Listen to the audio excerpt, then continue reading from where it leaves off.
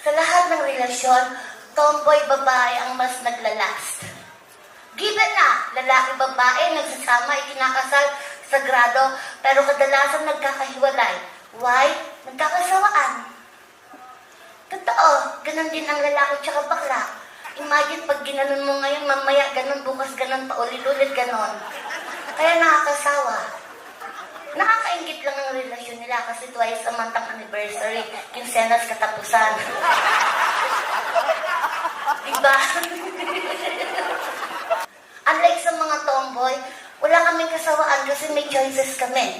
Ito ginagamit pag Monday, pag Tuesday, pag Wednesday, pag Thursday, pag Friday, pag Saturday, pag Sunday. Yung tatlo pang holidays pa. Kaya ganun. Kuya DJ, huwag ka nang